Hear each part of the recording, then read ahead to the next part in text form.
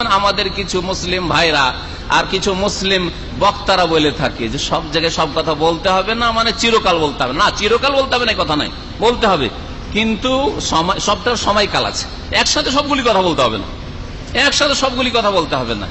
যেমন এর আগে বলেছি, একটা নতুন মুসলমান আজকে হলো, আর ওটা যে টাকনার নিচে কাপড় আর মুখ দিয়ে ওগুলো বিড়ি সিগারেট গন্ধ আছে, কালিমা পড়াইলাম, 5 ওয়াক্ত নামাজ শিখালাম, সাথে সাথে বলছি যে আপনার মুখ দিয়ে গন্ধ আসছে না, এটা ঘৃণা ছড়িয়ে দিলাম, ঘৃণা ছড়িয়ে দিলাম না, এটা ভালো কাজ হলো না।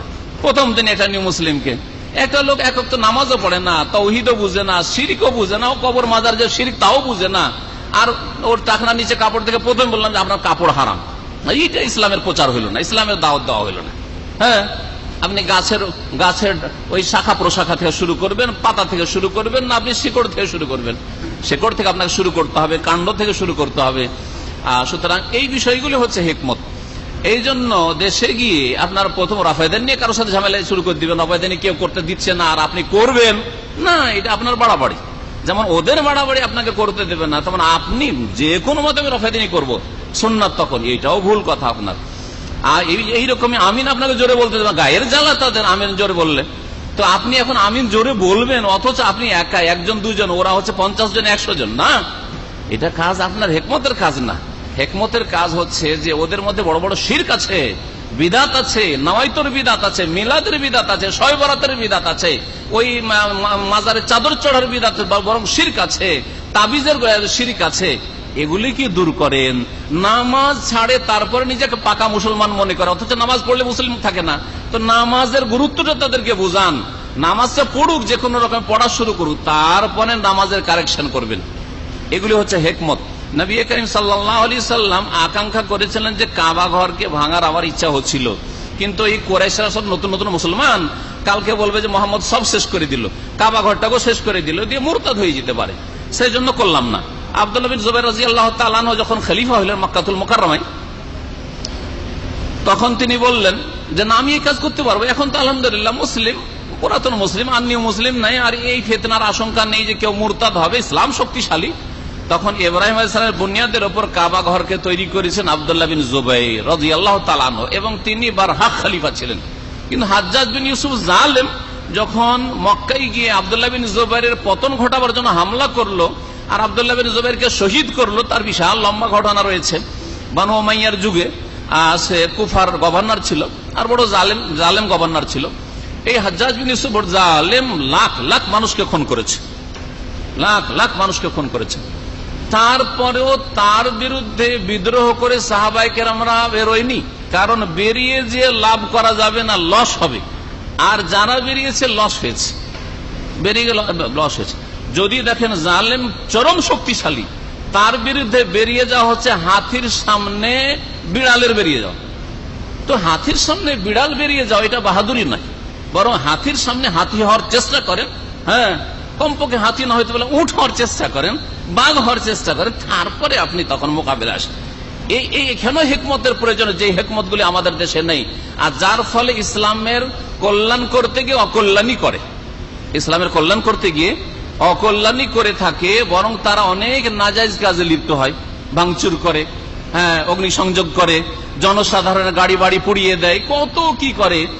বরং সরকারি অফিসই যদি ধ্বংস করে বা নষ্ট করে, ভাঙচুর করে, সেটাও জনগণের, সরকারের কথা। সরকার 5 বছর পরে মাস সালামা বিদায়। হ্যাঁ, গণতান্ত্রিক দেশ, তাহলে তো জনগণের জিনিস।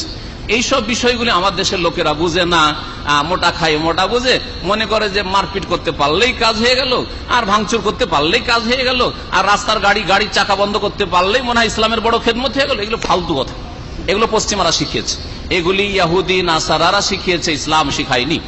ইসলাম যে শিখিয়েছে সেটা আইম্মায়ে কেরাম পালন করেছেন। ইমাম আবু হানিফার যুগে, ভালো করে শোনেন, 4 ইমামের যুগে, ইমাম আবু হানিফার যুগে, শাফিঈর যুগে, মালিকের যুগে, আহমদের যুগে, এই সবগুলি যুগে জালেম শাসক ছিল। শুনে রাখেন ভালো করে, সব একবারে নেক পরায়ণ, একবারে আল্লাহওয়ালা শাসক ছিল না, জালেম শাসক ছিল। তারা কেউ খুরুজ করে বেরিয়ে যাও, ইনকিলাব জিন্দাবাদ, রাখবো না, উল্টে দেবো, পাল্টে দেবো, এইসব করেন নাই। অথচ তাদেরকে জেলে দেওয়া হয়েছে, ইমাম আবু হানিফাকে জেলে রাখা হয়েছে, ইমাম আবু হানিফাকে জেলে রাখা হয়েছে। ইমাম আহমদ বিন হাম্বলকে কোড়া লাগানো হয়েছে, এত বেশি তাকে ব্যত্রাঘাত করা হয়েছে যে আল্লাহ বাঁচিয়েছেন। যারা দেখেছেন অবস্থা, তারা বলছেন যে কোন হাতিকে যদি এইরকম কোড়া লাগানো হইতো তো হাতি বাঁচত না, আল্লাহ কারো হায়াত রাখলে বাঁচতে পারে। ইমাম মালিক রহমতুল্লাহ আলাইহিকে যখন কোড়া ব্যত্রাঘাত করা হইলো, জালেম শাসক নিজের মতো একটা ফতোয়া চাই, নিজের খেয়াল খুশি, জবরদস্তি তালাক নেবে, তালাককে জায়েজ করতে হবে, এই ধরনের কিছু ফতোয়া ছিল। কারণ একটা হয়তো সুন্দরী রমণী পেল, ওর মন হয়ে গেল যে ওকে বিয়ে করবো, তো জালেম শাসক চাই যে ওটাকে বিয়ে করবো, তো এখন কি করে বিয়ে করবো, তো বিবাহিতা, তখন ওই জবরদস্তি ওর কাছে টিপসই নিয়ে তোর কাছ থেকে কেড়ে নিয়ে বিয়ে করবে, এটাকে হালাল করাবে ইমাম মালিককে। ইমাম মালিক বলছেন না, তালাক হয় না। আর ও তালাক দিবে না কি করে, তালাক হয়, ওর স্ত্রী, ওটা সে গরিবের স্ত্রী হোক না কেন। এই ফতোয়া না পাই এমন মার দিল, ব্যত্রাঘাত করলো। ইমাম মালিক আমাদের মতো লোক না, আমাদের তো একটা সামান্য ছড়িও আমাদের উপর আসেনি, হ্যাঁ, আমাদের উপরে একটা পাথর কঙ্করও আমাদের উপর কেউ ফেলেনি, তারপরে আমরা এত ভয় পাই ইসলামের কথা বলতে। ইমাম মালিক রহমতুল্লাহকে এত বেশি কোড়া লাগানো হয়েছিল যে হাতগুলো এগুলো উপড়ে গিয়েছিল, আর উঠতো না, নামাজ পড়তে পারতেন না, নামাজ পড়তেন তো হাত উঠাইতে পারতেন না, হাত বুকে বাঁধতেও পারতেন না, রফায়দান করা তো দূর করে বুকে বাঁধতে পারতেন না। মালিকিরা ওইটা গিনিয়ে এনেছে। ইমাম মালিক বেচার হাত উঠাইতে পারতেন না, হাত ছেড়ে নামাজ পড়েছেন। এখন মালিকি মযহাবের অন্ধ মুকাল্লিদরা ওই হাত ছেড়ে নামাজ পড়াই নিয়ে নিয়েছে। হাত ছেড়ে নবী সাল্লাল্লাহু আলাইহি ওয়াসাল্লাম জীবনেও নামাজ পড়েননি, ইমাম মালিকও জীবনে নামাজ পড়েননি। যদি এইরকম অবস্থা তার দুর্দশা না হইতো তো না তিনি হাত ছেড়ে নামাজ পড়তেন না। এই রহস্যগুলি আপনাদেরকে জানতে হবে।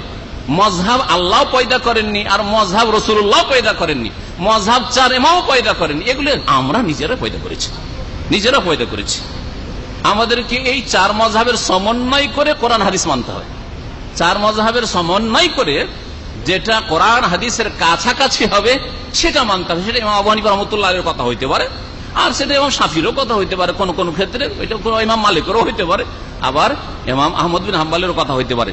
যাই হোক, এই ক্ষেত্রে শুধু ইঙ্গিত করলাম যাতে করে আমাদের দেশে যে গোঁড়ামিগুলি রয়েছে, যে আল্লাহর ফরজ করে দেওয়া হয়েছে এগুলোকে 130 ফরজ, আর চার মযহাব 4 ফরজ। চার মযহাব 4 ফরজ, তো 4টা ফরজ মানেন, একটা কেন মানছেন? আমি যুক্তিতে মানুষকে জিজ্ঞেস করি যে 4টা ফরজ না, তো 4টা ফরজ 4টা না পালন করতে হবে, না একটা পালন করলে হবে? আপনার যদি বলি যে 5 ওয়াক্ত নামাজ ফরজ কিনা, বলেন নামাজ কয় ওয়াক্ত ফরজ? 5 ওয়াক্ত। তো 5 ওয়াক্ত পড়া লাগবে না 1 ওয়াক্ত পড়লে হবে? 1 ওয়াক্ত পড়লে হবে না? তো আবার হানফি হলে কি করে হয়ে যাবে যে শুধু হানফিতে একটা ফরজ আদায় করলেন, শুধু সাফি হইলেন, ইন্দোনেশিয়া, মালয়েশিয়া, কেরালা সাফি, তো 1 ফরজ আদায়, 3 ফরজই ছুটে গেল। হ্যাঁ, শুধু মালিকি হইলেন তো 1 ফরজ আদায়, 3 ফরজই ছুটে গেল। তাহলে ওই রকম হইল না যে কোন লোক 1 ওয়াক্ত নামাজ পড়ে আর বলে যে 5 ওয়াক্ত নামাজ ফরজ, আমি 1 ওয়াক্ত আদায় করি, সে কি করে মুসলমান?